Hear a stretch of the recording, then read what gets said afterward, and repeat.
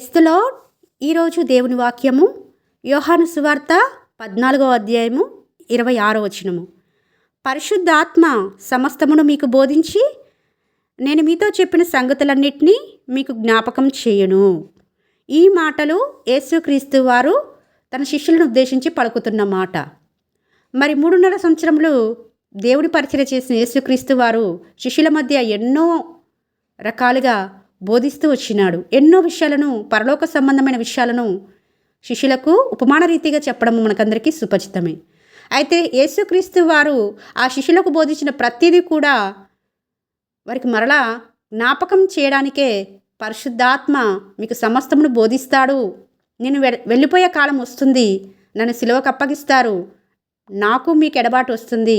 అయితే నేను వెళ్ళిపోయిన తర్వాత ఆదరణకర్త, ఆ పరిశుద్ధాత్మ అంటే ఉత్తరవాది మీ వద్దకు వస్తాడు. నేను ఏ సంగతులైతే మీకు బోధిస్తూ వచ్చినానో వాటన్నిటిని మరలా జ్ఞాపకం చేస్తాడని శిష్యులను ధైర్యపరుస్తున్నాడండి. బహుశా శిష్యులు 3.5 సంవత్సరములు యేసుక్రీస్తు మరి ఉన్నారు కదా, యేసుక్రీస్తు వారితో ఉన్నారు కదండి. ఆయన ఎప్పుడైతే వారిని వదిలిపెట్టి వెళ్ళిపోతారో అప్పుడు వారిలో కలవరం వస్తుంది, భయం వస్తుంది, నిరాశ వస్తుంది.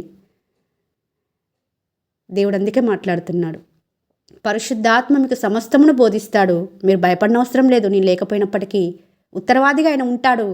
నేను ఏ సంగతులు మీకు బోధిస్తూ వచ్చినానో వాటిని మరలా మీకు జ్ఞాపకం చేస్తాడు.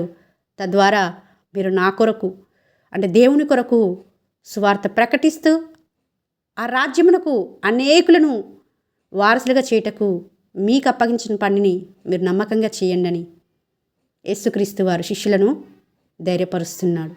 మరి మన జీవితంలో చూస్తే ఎన్నో రకాలుగా మనం దేవుని వాక్యాన్ని వింటున్నాము, మెసేజెస్ వింటున్నాం కదండి. టీవీల ద్వారా, యూట్యూబ్లో కూడా మెసేజ్ తక్కువ కాలేదు.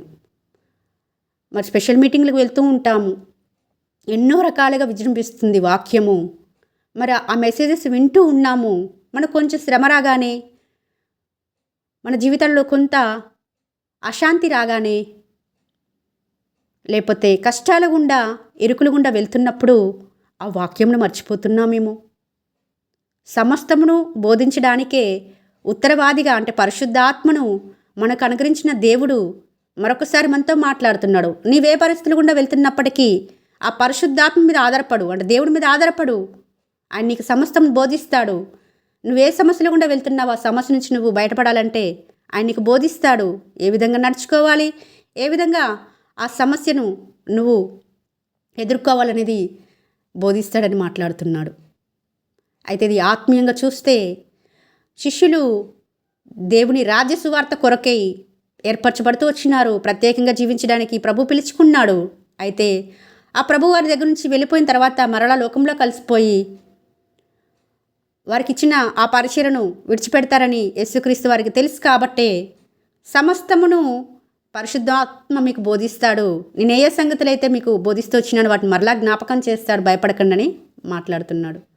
కాబట్టి మనం ఏ పరిస్థితులు గుండా వెళ్తున్నప్పటికీ వాక్యంను జ్ఞాపకం చేయడానికి పరిశుద్ధాత్మను మనకు అనుగ్రహించిన దేవునికి కృతజ్ఞతాస్తులు చెల్లించుకుంటూ పరిశుద్ధాత్మ చేతనే బోధించబడిన వారమై ఆయన మాటలు జ్ఞాపకం చేసుకొని మన జీవితాలు మనం కట్టుకున్నటకు దేవుడు సహాయం చేయాలని కోరుకుంటూ మీ సహోదరి ఎలిజబెత్ రాణి.